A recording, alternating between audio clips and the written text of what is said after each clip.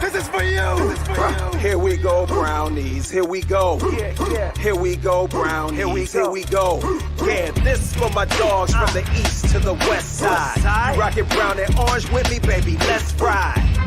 Represent the land, let them know. Tell them, here we go, brownies. Here we go. Yeah, here we go.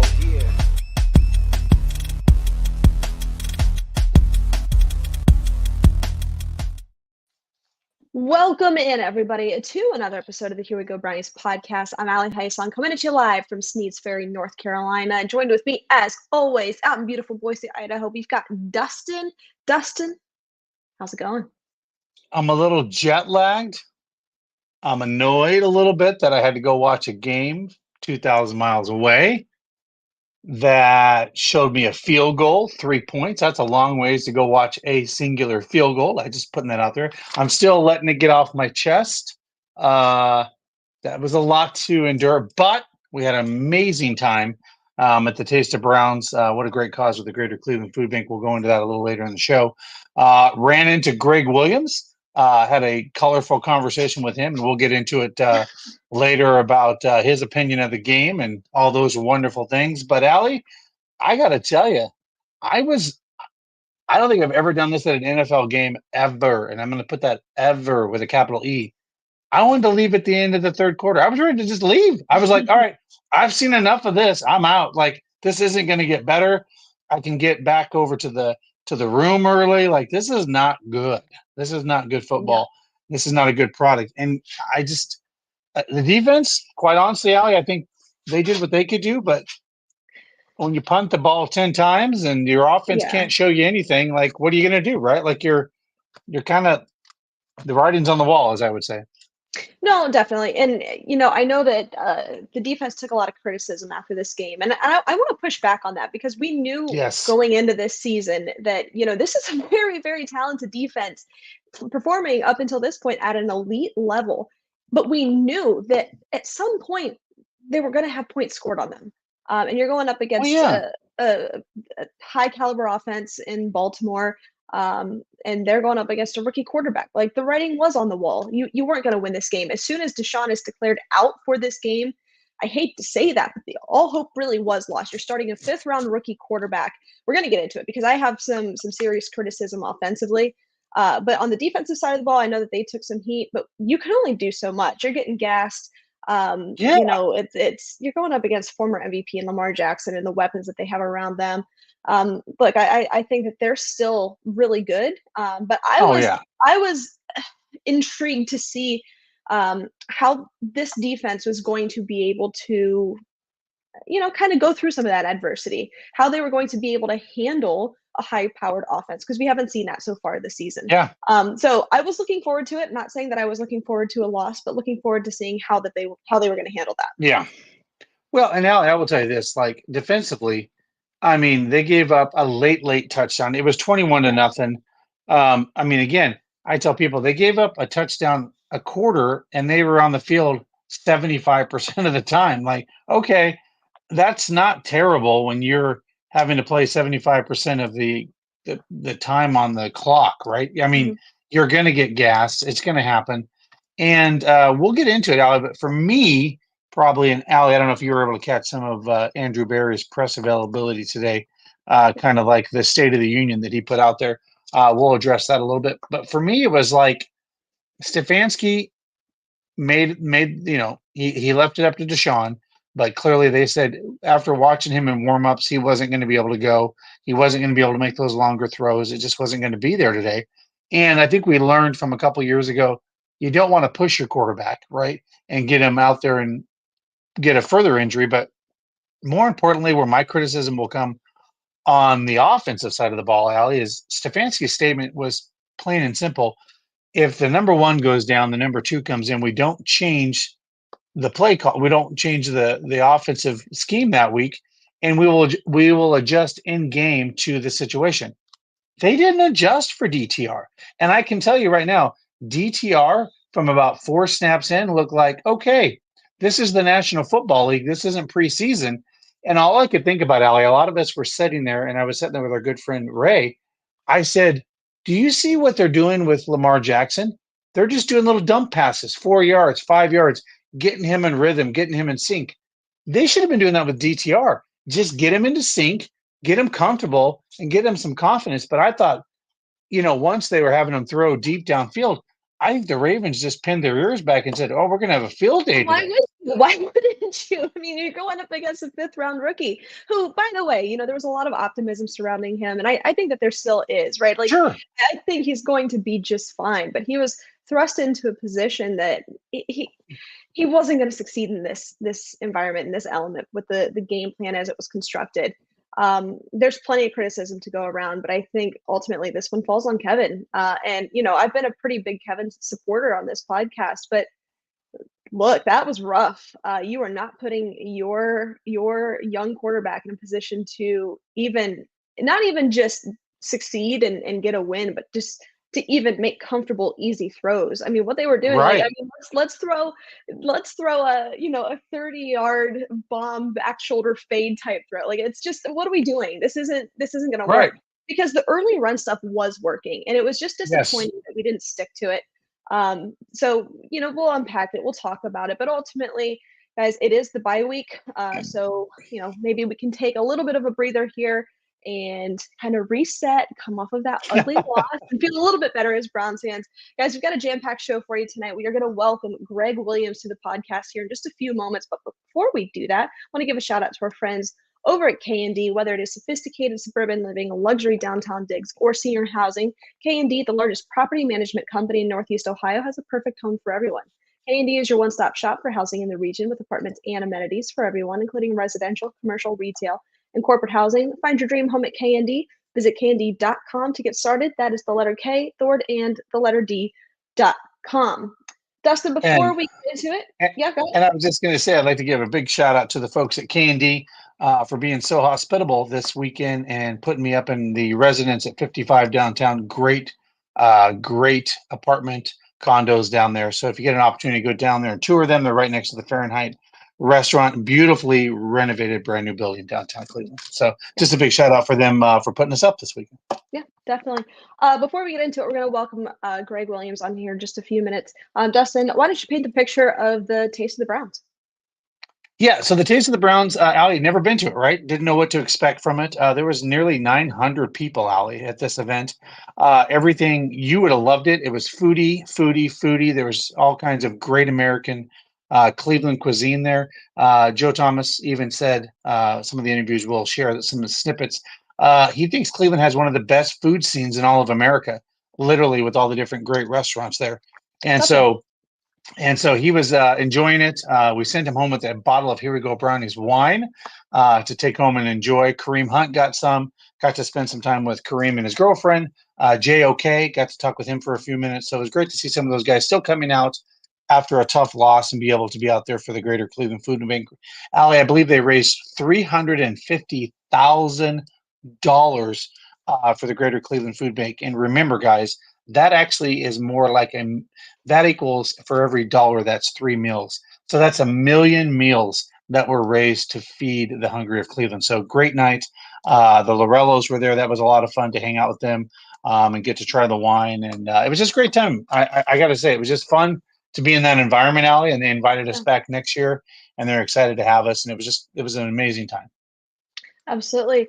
Guys, let's get into it. Let's bring on Gregg Williams. But before we do so, a quick word from our good friends over at Circle K is a touchdown for all your tailgating needs. Pick up grab-and-go sandwiches, snacks, drinks, and so much more for your pregame activities. Don't forget to grab a Polar Pop cup and fill it to the brim with Nugget Ice and your favorite flavor, including Circle K exclusive Mountain Dew Purple Thunder. Or mix it up to create your own. Fuel your day at Circle K with high-quality fuel. While you're there, sign up for Easy Pay and start saving 30 cents per gallon on fuel. Here we go, Brownies.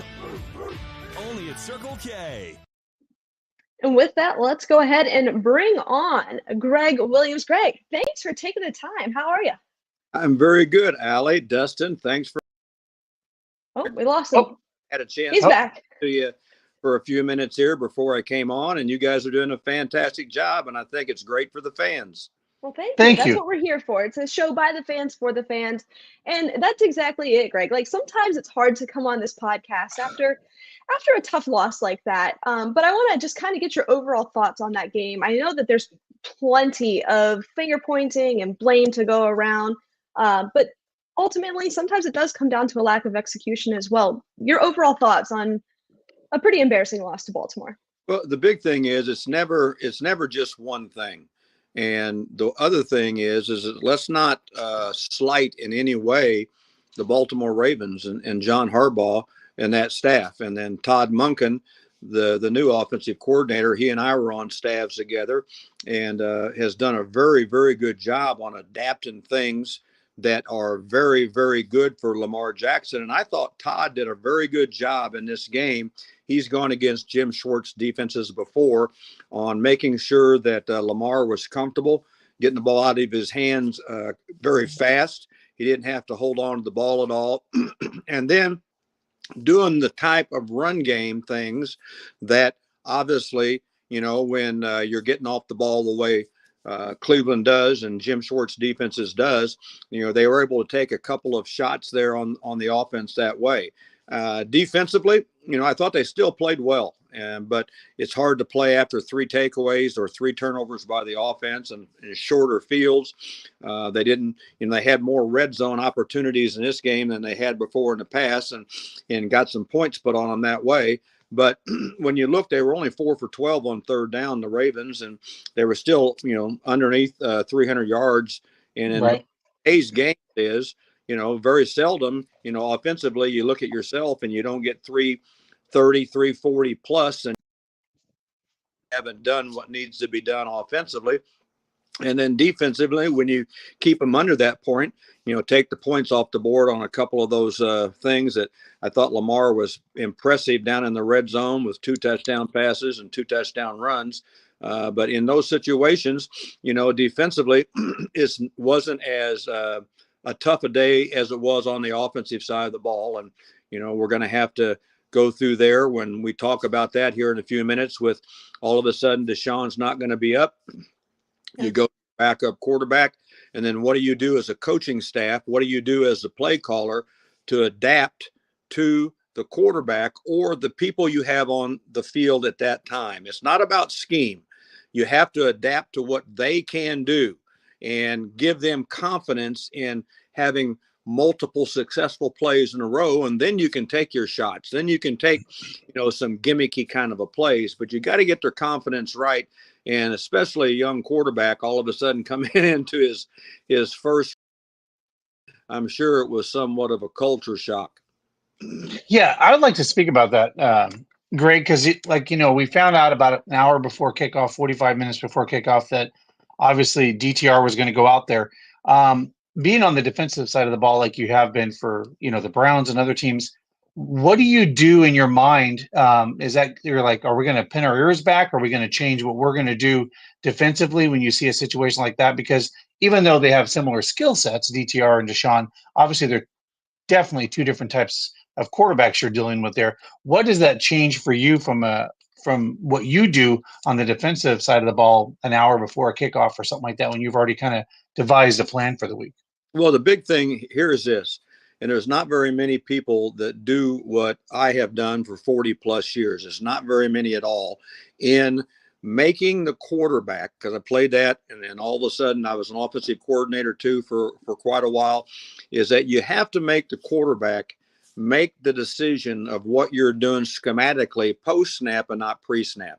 So how do you go about disguising what you're getting ready to do prior to the actual snap taking place and then changing after that? Doesn't happen in college football very much anymore. Doesn't happen in high school football at all. And so all of a sudden here, and I was watching some of the defensive things that the Ravens were doing is that they were rolling their coverages. They were showing loads one way, coming from the other way. And that caused a little bit of paralyzing from DTR. You could see too long, or not getting rid of the ball in the lanes that were open for that particular coverage that all of a sudden they had a play called against that. I thought the Ravens did a good job on changing the disguise, but once you see they're having that problem, yeah, the Ravens pin their ears back, and they're going to make a young guy have to realize what he's gotten into now, and they're going to be a little bit more aggressive. They were, and it's your job as the play caller, it's your job as the quarterback to talk and discuss about getting things into more protected kind of plays. And that's one of the things that we did when I was here and took over with Baker. And, you know, when at the halfway point of the season, you know, when they made the change and then I took over, Baker had given up, or we as a team had given up 38 sacks and 41 hits on the quarterback. In the last 8 games, we only gave up 2 sacks and 7 hits on the quarterback. How? Why?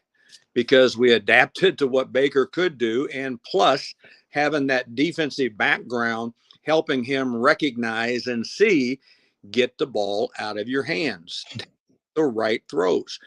Let these receivers catch and run with the ball. And then when you have your calculated shots, make sure you've got full max protection, that the quarterback's not worrying about some live rusher that he doesn't know about. Okay, max out your protection and take those calculated shots. Those are the things you do with young quarterbacks, and I think they could have done a little bit better job with that. I agree entirely. And I want to get your perspective on this Browns defense. You know, Greg, if you look at just the personnel from last year to this year, a lot of it stayed the same, right? You have a lot of the same guys that are out on the field that were there last year, but it's like 2 separate defenses. It's like night and day. I've been very open with the, you know, giving praise to the interior of the defensive line. We know last year that was hot garbage, essentially. And then this year they are playing lights out, and it's allowed the secondary and it's allowed the linebackers to do their job in a more effective manner. Now, do you attribute that success really to the scheme or to the players? Where do you give the most credit here defensively? Well, it's no doubt in my mind. I know exactly. It's Jim Schwartz, and Jim Schwartz on how he goes about teaching from the front. You know, we brought the wide 9 technique in with Jim Washburn when Jim Schwartz and we were all together down at the Tennessee Titans back in the late 90s when we hired Jim Schwartz and moved him up through the ranks, and he coached with me when I was the coordinator down there. So he understands the presence of those interior guys, and he's doing a very good job. There's no such thing as catch and read technique being taught by any defensive lineman.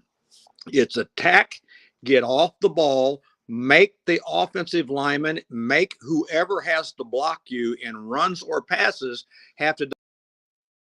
And even if you end up wrong on the wrong side of the block, the people behind you, the linebackers, the safeties, the corners, can compensate now and bail you out. Okay. It's not about fitting on a block. It's about leveraging the ball at all times and then tracking the force and keeping it tight. Jim's done a really good job with those interior defensive linemen to not allow the step-up lanes that were happening last year a lot. You cut those outside rushers or speed guys, be it defensive linemen and linebackers, safeties, and you're blitzing them, but yet the quarterback can step up inside the pocket because your interior line playing the right way. The inside of that defensive line right now is playing strong, that allows Miles and all the other rushers to cut it loose. It's been fun for me to watch. Greg, obviously you've been at the head coaching level, you know, been a defense coordinator, head coach. You know, there was a lot made of Deshaun was medically cleared to play in this game, and then he warmed up. And then, of course, I don't know if you're able to see any of Andrew Berry's press availability today. He kind of did his State of the Union, and he said it was very clear by everybody's eyeballs on the sidelines that he just wasn't going to be able to go. He wasn't going to be able to make the throws that he was able to do. You know, you've been in that situation. You obviously trust the player's body and what he thinks he can do. What did you think of that kind of situation? And then, of course, obviously, Andrew Berry coming out today and defending like, hey, we were all on the same page. We didn't think it was a smart thing to do with rollout with Deshaun on Sunday. Well, I've been through several of those before, not several, lots, tons of those before. And it's obvious it's going to catch more publicity when it's the quarterback. But sure, every position we go out, and I've always made that as a head coach, as a coordinator, I've always made that decision 2 hours before kickoff. Okay. So we're out there 2.5 hours, 2 hours and 45 minutes before kickoff, and we're going through that type of an injury evaluation with that particular player, that particular position, full speed and ready to go. People that are any good at watching that, feeling that, sensing that, they can see, they can understand. I can tell just by standing out there on what's the sound of the ball coming out of the quarterback's hands. What's the velocity coming out of his hands? Wait a minute. Is there some type of a longer release point because he doesn't have the quick snap in his throwing process with his hips and his feet and his legs coordinating with the shoulder that was being evaluated? I'm sure all those guys evaluated that. I'm sure they got a chance to see that. And it's always about protecting the player first. You got to make sure you're doing that. I do think probably because this bye week is coming up here, may have had some type of an influence on the decision there too, because they knew they were going to get a chance to, talk to them for 2 hours. I mean, 2 games, 2 weeks down, as opposed to just 1 week down and then back up and ready to go. But they made the right decision with making sure you talk with Deshaun and you're talking with all the medical experts out there too. But from a coach's perspective, the player learns to trust you because he knows you can feel over just watch. And the good coaches have a good feel for that along with, seeing it and watching it. And they did the right thing. You mentioned the bye week. I'm curious if you can paint the picture here for us fans of what really goes on during the bye week. We know this is a self-scout week, especially coming off of a loss. What can we expect that this Cleveland Browns team is going to go through over the next, essentially 2 weeks until they play again? What does that look like behind the scenes? Well, I will tell you this. Thank you for asking that question. And I smile and laugh because all the players and coaches that have been with me have seen the section in the playbook that we have in the playbook outside of scheme and everything, a philosophy section. And we have a philosophy on every situational thing throughout the course of a 12-month period with the team. And we have a bye-week philosophy and what we're going to do. And after all these years of success and after all these years of trials and errors, you put together the best type of a plan that you can for your own team in the situation it is right now. Because it's early, your bye week changes a little bit now because it's earlier than it is when it's later in the season. Here's some fundamental things, some things that are very important. Get your injured players healthy. Get everybody on the team, and we're tracking every single snap. We're tracking all of the wear and tear on everybody's body. Get them back fresh. That does not mean that you don't practice. That does not mean that you don't go and continue to work and rep the things that have to be high-speed decisions, but you have shorter practices. You also do not have contact in those practices, and you're going through the things that you need to continue to rep and technique out, schematic out, communication out, do that with the players. Now, as a coaching staff, this week, I buried every single staff I've ever had, and we go through a deep dive of self-scout. Every single thing from a schematic to time on the clock, to situation, to area on the field, to split of a receiver, to split of a defensive lineman, to split of an offensive lineman, our body language, how we're lining up, how deep we're lining up. And what we're doing is we're going through the film analysis of things and the analytical statistical things of the thing to what is the opponent seeing us? What are they gaining? And I say this now without it being offensive. After all these years, there's not very many surprising things that can ever happen in a game with me. you know what? I see what we're doing. They see what we're doing. They see on film. The biggest thing in the world is, how do you make the decision change, like I said, from pre-snap to post-snap? Those are some of the things, from a motion on offense to a shift on offense to an alignment on offense, a formation on offense. What about down and distance to the every blade of grass? And then, you know, we have the field broken into 20 different areas of the field on the tendencies that are in that area of the field. So when you deep dive and go through all those things for yourself, you come back out of the bye week, number one, with a refreshed look, but you also come back out of the bye week with an understanding of where you are as a team and where you have to focus on to continue to get better. It's really a great time, and this week is very, very critical. Yeah, as I say, Greg, it's kind of like you kind of have to kind of reset and create your identity of what football team you're going to be on the field for the rest of the year and get those guys healthy and be part of that. Greg, it was great to visit with you in Cleveland a couple of days ago. It was fun to put on the Super Bowl ring from the New Orleans Saints. And so my question to you is, you see the current staff, you see the players, you see who we have in place. Do you think we currently have a Super Bowl type of team that can go to the Super Bowl with what we have? Or do you think what would need to be changed incrementally, or what would you see the differences that would need to be done to get to that elite level defense, like you said, would need to probably have to win a Super Bowl and on offense? Well, I would say this is that as you go down and track at the different coaches that's on that staff, you've got several Super Bowl winning coaches on that staff that have done that before in the position areas they've been.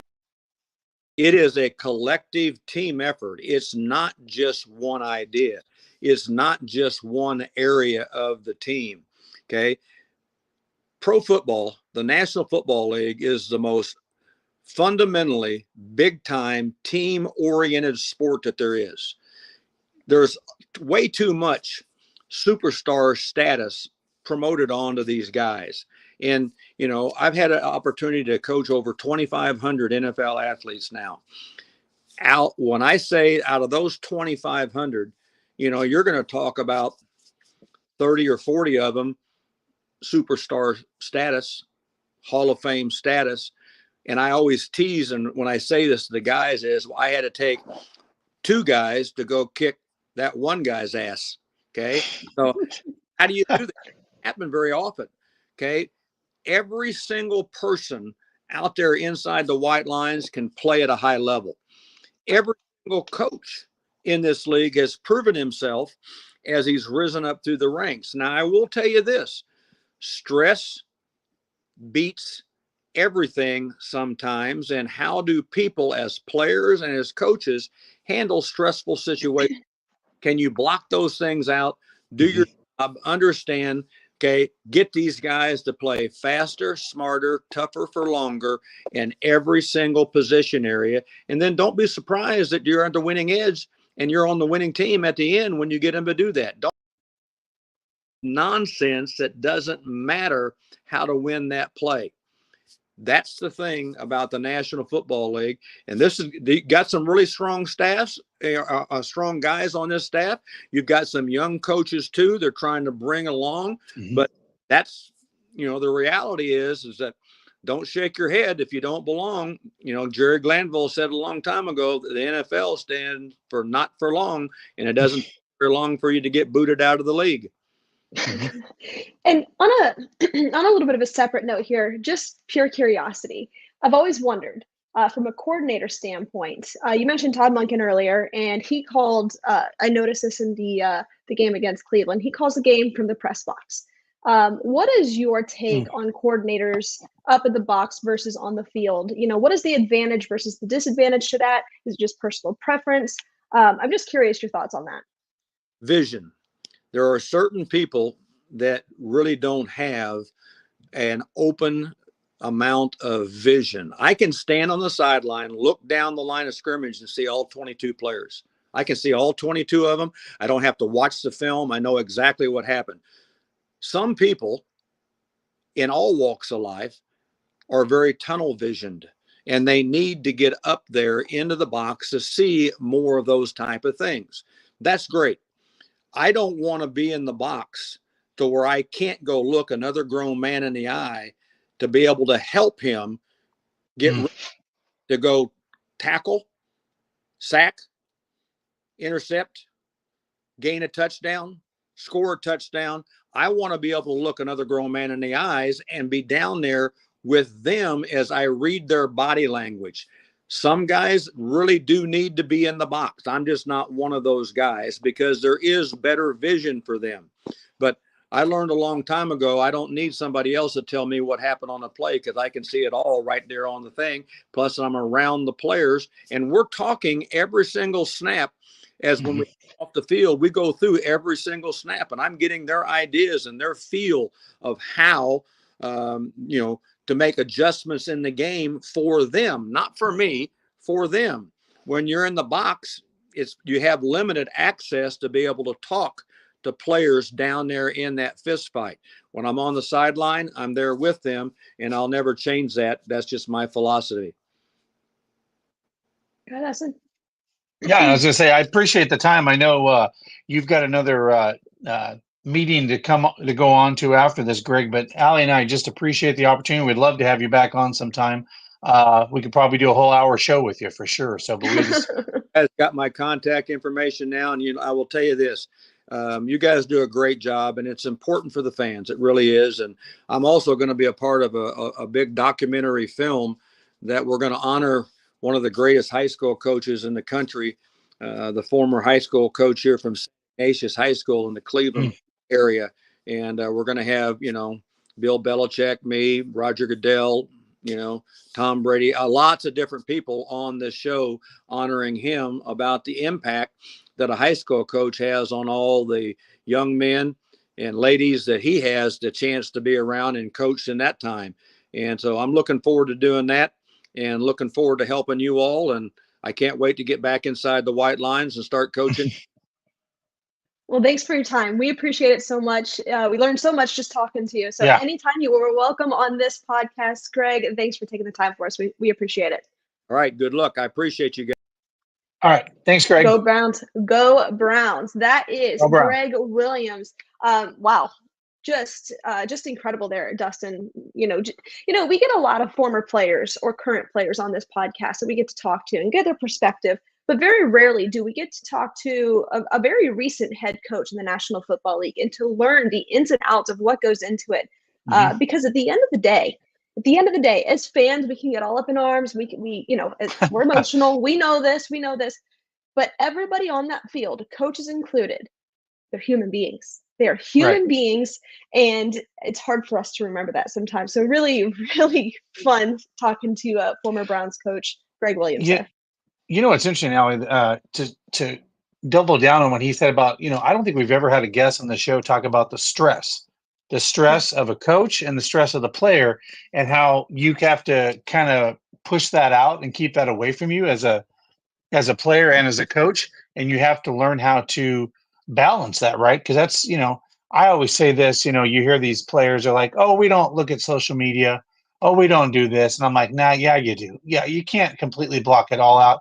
And what's interesting, Allie, you can just feel just in his conversation we talked about on previous podcasts here, Gregg Williams has that I give a damn on the sidelines, right? Like that comes across in the person that he is. And I thought it was very interesting, the point he made about Baker.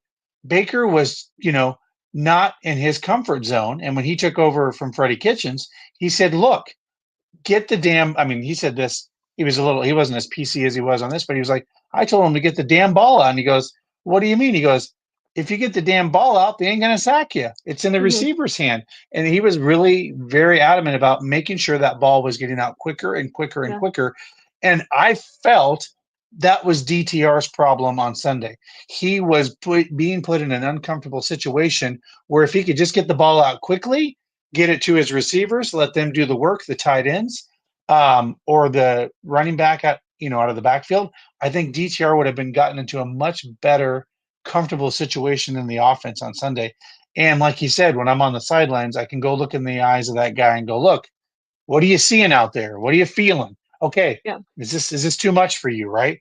And like he said, he's been a head coach, offense, defensive coordinator. He's probably coached every position in the National Football League over 40 years. But man, Allie, he is just a wealth of knowledge, and was awesome to have him on the show and really get his perspective. Yeah, most definitely. We're going to get back into the conversation here about that game and then look ahead. But before we do so, if you're wondering what you should have for dinner, the answer for you is Angelo's Pizza. Head on over to Lakewood to get your hands on the best pizza in all of Northeast Ohio. They do it right at Angelo's. They start out with a buttery crust, and they do double layered toppings. It's great in the restaurant, at home, and even just as great the following day. Dustin, real quick, why don't you tell our listeners about Lorello and what they've got going on? Well, Lorello, I've spent a lot of time with the Lorello in the last 72 hours. But guys, the Here We Go Brownies wine, we got a little surprise for you. I'm just going to say watch Channel 19 News this Friday. There's going to be a fun little story about the Here We Go Brownies show and the wine. Take a look at that. But by the way, they just don't have that, Allie. If you're a fan of the whites, if you like the reds, if you like the ice wines, they have it all out there in Geneva. But a great time to take the ladies, your husband, your friends, anybody out there, and just take it in. They got good food out there. It's just a good, fun little drive out of Cleveland, just about 30, 40 minutes away. Yeah. All right, let's get into it, Dustin. We it's fair to hand out a lot of criticism, and I think it all should lie on the shoulders of Kevin Stefanski in this game. But I don't want to hammer too much on the negative because it is the bye week. We are looking ahead. We don't have a matchup to preview on this show tonight. Obviously, it's the bye week. It is a self-scout. If you can hear the cat, I'm sorry. And look, we've been traveling for a couple of days, and then we're hitting the road again. So he's gotta just lonely, making himself known. But I don't want to spend too much time on the negative, right? I know that we are heading into a self-scout, and that'll give us time, Dustin, as podcasters, to even do a little bit of that here on this show, where we can take a look at every position and maybe do a positional breakdown and really dial into our concerns and our optimisms as we, look down the stretch of the season. But I want to talk about the positives in this game, and there weren't a ton offensively, especially. There were not. What were they? No, I'm just kidding. But let's try to find one. Let's start on the defensive side of the ball. Who are you giving a game ball to? Boy, on the defensive side of the ball, I'm just going to give it to Jim. I'm going to give it to Schwartz, just because for him to be able to keep it. I think you said the defense. You said defensive. I did. I'm sorry. You're right. Go ahead. Yeah. I'm going to say Schwartz, because for him to keep his players, I'm going to say, in a really rough situation in the game where you saw early what was happening in this football game, to keep them poised, I guess, and keep them having a give a damn in this football game, and at least trying to give, if the offense can muster anything, an opportunity to make this game close. I'd give it to Schwartz, because, he kind of stuck to his guns, and players are going to get gassed. People are going to get out of assignment after a while. They're just gassed. But I think Schwartz did a really good job of keeping this team poised on the defensive side of the ball, because they did as much as I think they possibly could. So I'd give it to the coordinator in this situation, because he really had to kind of keep his guys kind of poised in a game like this that just was looking pretty ugly early. Yeah, definitely. I have to agree with you. You could say Jeremiah Usu-Koromoa. Look, the guy's just playing really, really good football right now. You could mention Grant Delpit, who we've said every single show, every single week this season that he's playing his best season ever. Yeah. He just is. Juan Thornhill, Anthony Walker Jr. These are all guys that you could easily hand it out to. But you're right, it is Jim Schwartz, and even Gregg Williams said it here. The reason for the success is Jim Schwartz. Look, there's a ton of talent. There's so many names. Listen to the names I just read off. There's so much talent on this team defensively, especially. But really, you have to give credit to Jim Schwartz and how he's able to get the most out of his guys. And I know this is going to be really difficult to do. But offensively, what do you got? I could give it to Dustin Hopkins, but I won't, because he was the only one that is special teams. Right, but I'm saying he put up the only offense. But that's not special teams. That is not offense. I know. We're going offense here. But I will tell you this. This is who I'm going to give it to. You want to talk about team effort, team guy? I'm going to give it to David Njoku. Here's a guy that we found out had a freak accident in a fire pit, burned his face and body. Then comes to the game looking like he's ready to kill somebody with the mask on, the way he showed up at the game. But the fact that he suited up and was team first, I'm going to give it to David Njoku, because I think he just really – he could have sat this one out. It was very obvious. He said he's in a lot of pain. But the fact that he said, I'll be there, and based on a lot of things, I don't think a lot of people thought he was going to play. But then he ended up playing. So I'm going to give it to David Njoku in this game. It's him, and it's not even close, right? He was targeted 7 times, 6 receptions for 46 yards. His longest on the day was 15 yards. And for that reason alone, Dustin, I mean, you mentioned it. He was injured in a freak accident, some type of fire in his home. Fire pit. Yeah, I mean, just it seemed really bad. And then when he walked through the tunnel with that mask on, you're like, oh my good God, what is this?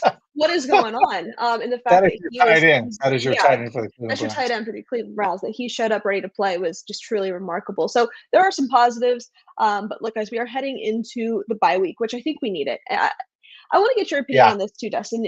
Do you prefer an early or later bye week? Well, this year I prefer an early bye week for 2 reasons. Obviously, Myles Garrett got hurt in this game, and he's going to need a couple weeks to heal that foot up. Deshaun Watson having an extra week to heal his shoulder and get him back for 100% against a very physical San Francisco 49ers football team. I think that's going to be needed. Most seasons, I would like it around the 7th or 8th week of the season, somewhere in the middle, right? Because then it's a long season, and that's the only reason why. It's a very long season. But it's interesting. The Browns kind of got the injury bug early, with Nick Chubb. Unfortunately, he went down. And obviously, with the injury to Deshaun, I think this is a good time for the Browns to kind of figure out who they are. They're 2-2. They're an above-average team, but not a great team. And I think they really need to identify who they are and figure out who they want to be going forward. So I do like the bye week, only in this year particularly because of just where it falls with injuries, to Gregg Williams' point, to get these guys healthy and ready to go. So, but no, most of the time I'd want it later on in the season. It's a week to get people kind of healed up so they can make it through to week 18. So. No, I certainly agree. In years past, I'm like, no, middle of the road's pretty good time to have it. Even late, it's sometimes a little bit nice that you get that break. You can kind of hit a rhythm. But this season, there is no identity right now offensively. It was Nick Chubb, and Nick Chubb's bailed you out in so many situations. I mean, we can talk about this offensive line, and actually that's something I wish we could have talked to Gregg about, is this is an offensive line that was top 5 in the league last year and is bottom tier so far this year in pass blocking and in run blocking. They have been really bad, especially the left tackle, Jed Wills, has been just it's not good. It's not good. And at some point, yeah, I was just saying, I was sitting there at the game and I was banging my chair when I kept hearing holding 71 offense, false start 71. I think he got 3 penalties in the game, Allie. I think, and I was like, man, if this was a Bill Belichick, he would have been pulled from the game. It's not just the penalties, Dustin. I mean, that's part of it, but it's because he's getting beat. That's what I'm saying. Beat. Yes, that's 100% it. Yeah. If you go back, you can listen to Joe Thomas. He talks about this on Cleveland Browns Daily, and he's talking about how, just what Jed, he is getting better in terms of his overall, just, I don't know, his ability and he is growing into the position, but at the expense of, his speed and at the expense of penalties. And, it's just not going well right now. His skill, it's just, he's slow. He looks really slow getting off the line. And you've got a rookie right tackle, a late round rookie right tackle right now that is playing honestly the most consistently on the offensive line. What you have in Joel, and even he's playing a little bit below standard. Wyatt Teller, inconsistent. Ethan Posick battling through injuries. And then you've got Jedrick Wills, and it's just repeatedly getting beat, and it's just really not good. It's almost to the point where you can't allow him to go out and perform at this level. I mean, you might have to go with James Hudson or look at bringing somebody else in, because the identity was Nick Chubb, right? That was the Browns' offensive identity. And the good thing about Nick is he kind of put some cover up on some of the issues with that offensive line. And he bailed you out in so many ways, and you don't have that now. and you don't have that safety net, and it's just getting exposed. And my question to you, Dustin, is we love Bill Callahan as fans on this podcast. He's one of the best offensive line coaches in the history of the league. But at what point does he start to get criticized for this offensive line play? Because right now, it is not good. Well, and I'd say this, I'd push back just a little bit. I think they are playing inconsistent, but you can only coach up as far as you can coach up. And I think Gregg brought up a good point. If you don't play well enough, you get replaced, not for long in the National Football League, right? And I bring that up to Jedrick Wills' position. Like, if you don't get better sooner and quicker, they're going to go find somebody to replace you that's going to do a better job than you, right? And that's for any of those guys on the offensive line. So if you're not playing up to your potential, because, look at the right tackle, for instance. Callahan's gotten the best out of him so far. He's a rookie, right? Oh, yeah. And but I'm saying that, so that's where I was pushing back is, look, here's Bill Callahan. He's getting the most out of his right tackle, who's never, he's a rookie over there, and he's playing great, right? He's playing consistent. But these other guys are veterans.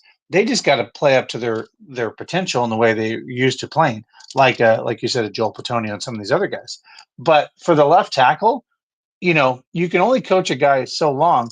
And then to your point, if you're getting penalized and you're getting beat and those things are happening, that's because you just aren't good enough at that position consistently, right? You can't do it consistently enough.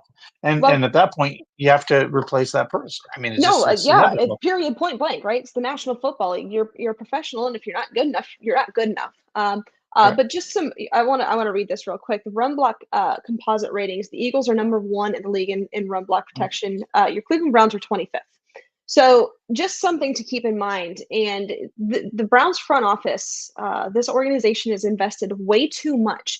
One, in the offensive line itself. If you look at the interior of this offensive line, Joel, Jed, I know he's not in the interior, Wyatt, Jack Conklin prior to his injury, what they invested in those players is for elite level performance, and not just in the players, but also in the staff. You have one of, if not the best offensive line coaches in the history of the league within this organization. You have invested way too much in personnel, in staff, and in scheme for this to be bad. You can't allow it to be bad, because if you do, what's the result? It defines your season, and not in a good way. Right. And you got your quarterback running for his life back there. Right. And that's just one area of criticism. Excuse me. The other is just the decision making in terms of the scheme, the play calling, the game management overall. It was bad. It was really bad, and it was horrible. That is my take on the game. Really bad. It was horrible. So really, that's what I have to say about it. And if that continues, we will be having a long off season talking about a coaching search. So that's that. And look, I don't even really want to open that door right now, but if that continues, welcome to the Here We Go Brownies podcast, where all we do is talk about coaching candidates, because we've been there before, and we might have to do it again. So I don't want to get into that right now. I think that as fans, we need to take a step back and just see what adjustments are made in the self-scout. I'm going to do it with a glass of Cleveland whiskey in my hand. Dustin, if you've got a stressful day, you can kick back with some Cleveland whiskey. You can head on over to clevelandwhiskey.com to shop today, or you can go to your local Northeast Ohio liquor store. And if they don't have it, you can ask for it. They can probably get it. They've got whiskeys that are finished with woods other than oak. They're not only in a barrel, but they've got natural flavors without sugar or syrup, and there's no artificial coloring. Again, head on over to clevelandwhiskey.com to shop today. The one thing that just baffled me in that football game was, he's stressed out, and the offensive playbook is too much for him at this point. Like, you have to make a shift on the fly. Now, I know the first 10 or 12 plays are scripted, right? That's typically how they are on NFL game days. But man, after that, you got to do something. And I just don't understand. I just felt like they left him out there to the wolves, and he could not get anything going. And I just felt bad. At some point, I just felt bad for him, because I felt he was just running for his life. And, Gregg was talking about, like, they just paralyzed him, right? The defense paralyzed him to I'm screwed, right? There's nobody open. I'm over here. You're shifting. And I just felt bad at times. Like, it was just too much. And I just don't get why you don't change that. Be like, all right, you want to start doing some 5-yard, out routes. Let's get you comfortable here. And like you said, then make your shot downfield when you have mass protection, to go off and go. But man, I felt on some of those plays just was being too cute. And we were trying to make him do something that he clearly was not ready to do. Clearly. And again, it's not even a matter of, it's not even so much a matter of execution. I mean, poor DTR was just, you can't blame him. You can't blame him at all. I think that you can't sit back as a fan and say DTR sucks because we don't know that, right? We don't know that. We can't say that. It's not fair. Right now, what you can say is that game called by your coaching staff sucked, period, point blank. Let's go around the league, Dustin. Before we do that, a shout out to our good friend over at Stadium Mustard, guys. If you don't have Stadium Mustard in your kitchen this season, frankly, you're doing it wrong. The iconic brand, the iconic taste, it is beloved from ballparks to backyards and everywhere in between. Stadium Mustard is a smooth brown mustard, rich in both taste and tradition, and it's loved by millions. Head on over to stadiummustard.com to shop now. Let's go around the league, Dustin. You did suffer your first loss last week. I got you. I mean, it's early, right? So I've got 1 win on the season, 2 losses, 1 tie, and you are 2-1-1. So let's get into it. Tomorrow night, the most exciting game of the year on Thursday Night Football. You've got the Bears at the Commanders. Can't wait for that. Yeah. I'm gonna go Commanders. That seems pretty. I'm gonna go Commanders here as well. Bears have a ton out defensively. Commanders actually aren't bad. Like, I think this is a pretty decent football team, but nonetheless, this game doesn't intrigue me in any way. Jags at Bills in London. Bills showed they are who they think they should be, and I'm going to go Bills here. I feel confident. I'm going Bills. I agree. I think they're kind of hitting their road. They're feeling good right now. Saints at Patriots. Patriots. Yep. Especially after that loss in Dallas, I think I'm going Patriots here. Titans at Colts. Titans. Yeah, I agree. Now, we'll talk about Jonathan Taylor here in a moment, but he has been a full participant at practice. So I know he still wants out, but potentially could be making a debut there. But I'm also going Titans here. Ravens at Steelers. I think the Steelers are garbage. As much as I hate to say this, I'm going Ravens. I am going Ravens here as well. I think they're a really, really bad team, even though that they beat us. Offensively, I don't think it's good. Let's go Panthers at Lions. Lions are looking good. They are on fire right now. Panthers are a bad team. Panthers are a really bad team.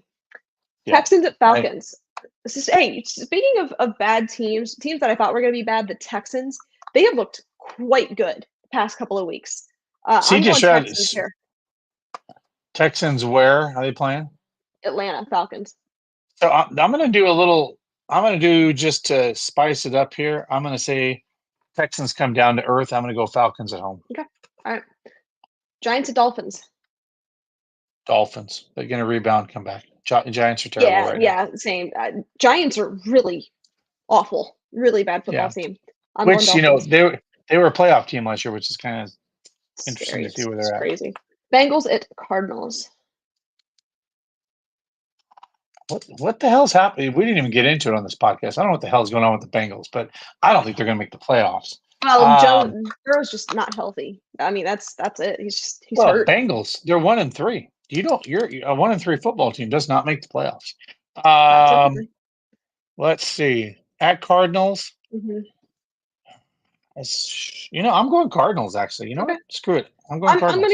I'm gonna go with the Bengals here, but I still don't think it's like pretty. I don't think it's gonna be a good game, but I'm gonna go with the Bengals. Eagles at Rams. Eagles. Although the Rams are playing well, but agreed. Jets at Broncos. Well, I will say this. I think Wilson's getting a little more confidence. I'm going to actually go Jets here, actually, just because of the defense, because the Broncos defense is crap. Yeah, Broncos are not a good football team. Yeah, and they beat the second worst. They're the second worst team, and they beat. Jets. I think Jets get a win here. Yeah, On I the do road. too. Yep. Chiefs at Vikings. I think the Chiefs got this one. Well, yeah, I'll go Chiefs. Mm-hmm. You and me both. Cowboys at 49ers. This is gonna be a good one. Is that Monday night, Sunday night? Which one's this one? Sunday night. Cowboys.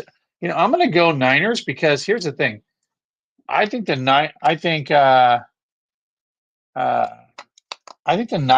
the Cowboys are good, but not as good as the Niners. It's the Niners. I'm going Niners here too. And last but not least, Packers at Raiders. I'm going to go Raiders. I'm going to go Packers here. I'm going to go with the Packers. Yeah. Okay. So we have to watch the Falcons, Cardinals, and Raiders game. Okay. Yep. For me, I got to watch the Texans, Bengals, Packers. Yes.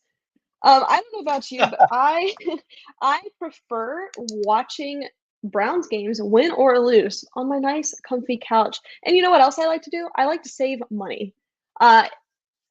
Head on over to the Cleveland Furniture Company. They're a true family business, and they will save you money because they buy in bulk direct from the factories. Go ahead and take a look at this fun video they put together. I don't know, like our fifth location and give each other a high five or something. I don't know. And now Brunswick.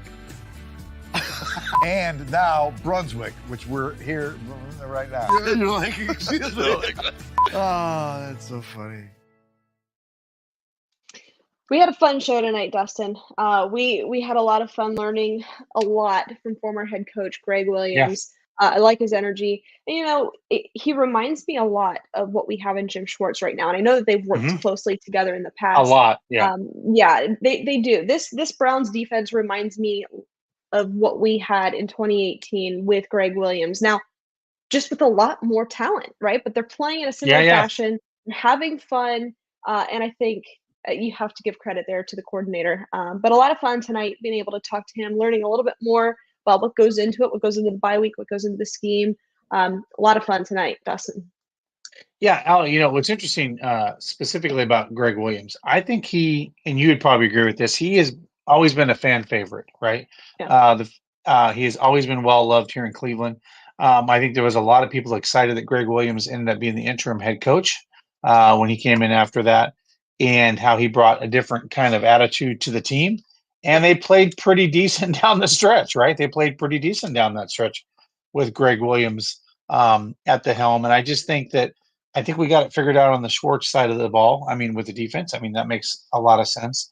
Mm-hmm. But Allie, they got to find their identity on offense. And obviously, you never want to see your quarterback get injured, but it really seemed like Deshaun finally was kind of figuring it out, right? He had his best game previous to this against the Titans and looked really good. And then just to see, the offense just completely out of sync with DTR in there. But I think also DTR was put under a situation that he should never have been. Yeah. But Allie, I will tell you this. I felt like when I left there, I just wanted to go get on a ship, get out of town and cruise out of Cleveland because I didn't want to be anywhere near that stadium. But guys, Allie and I are excited to be going on the Browns fans cruise this March. Come join us. We're going to have a lot of fun. We're going to be in Jamaica. We're going to be in the Bahamas. We're going to be doing lots of fun stuff on the ship, on the beach. But go to brownsfancruise.com to learn more about this. It's going to be a great time. We'd love to see some of you guys there. Over 20 different previous Browns alumni are going to be on the ship. So it's going to be a lot of fun, Allie. I think that's going to be a ton of fun. I'm looking forward to that. I think we're going to have a good time. Get us out of our element a little bit, right? Have a little fun with the fans, have some fun with the players. But it was kind of funny, Allie. I went Sunday night. I got to go, our good friend Felix invited me to dinner to go over, and he's like, hey, let's go watch the Sunday night football game at my place. And we went and watched Sunday night football, and it was obviously the Jets. And Allie, can we just talk about this for a second? I like Taylor Swift, but I'm over it. It's too much. I think the NFL is really, really doing too much with this. And Travis Kelce came out, I think yesterday or today, and said he's like, this is too much. Like, I came to watch the football game, not to get Taylor Swift's every reaction to a play in the game. Yeah, it's weird. The way that the It's NFL's like social media handles, like if I don't know if it's still up, but on their Twitter, like their header was Taylor Swift. Their TikTok bio was the Chiefs are 2-0 as Swifties. Like it's weird. It's weird. And look, I like Taylor. I'm not necessarily a Swiftie, but like I think she's got some good music. I'm not a Swiftie. No, you're a Judd. You're a Judd. You're a Judd. What you I am. I'm a Judd. Speaking of, got to see her yesterday. That was a lot of fun. We went to the Grand Ole Opry, and we were part of the Christmas at the Opry, first ever Christmas at the Opry taping. So it will air December 7th, I believe. And some really big names were there. I can't tell you who. They swore to secrecy, but Wynonna Judd was hosting it. So we were. Did you have to sign something like an NDA? We didn't. No, we didn't. But they really asked us to kind of keep it on the DL. Okay, like, we can make that happen. Right. But there were some big names. It's a great show. So we got to see it live. Was it a full audience? How was that done? Yeah, it was a full live studio audience. It was. I've never been part of anything like that. And it was cool for them to say, all right, applaud here, standing ovation here. So we got to do a little bit of acting and. Yeah. We were recorded, so it was fun. So we had to, we were all done up, had to put our best face on and make sure that we weren't doing anything silly. Yeah, as I say, I've gone to like a taping of the Jimmy Fallon show, and it's very weird where the applause signs come on and tell you to applause and stuff. It's like, all right, and applause and laugh, and so it's kind of funny. But this was also, we got to see a lot of really good music too. So yeah, definitely check it out, and we might be on TV. Dave and I might be on TV. Cameras are on us, so you never know. I was gonna say, and guys, tune into this Friday to Channel 19. Not to steal the show of what they're going to do, but they're going to do the Orange and Brown Report, and we are going to be featured this week. So we're excited to be a part of that. So tune into Channel 19 News and see all the fun stuff that we're going to be talking about with the Browns. It's going to be a lot of fun. Thanks everybody for tuning in. We appreciate you. Stay safe, stay healthy, and as always, Browns fans, go Browns.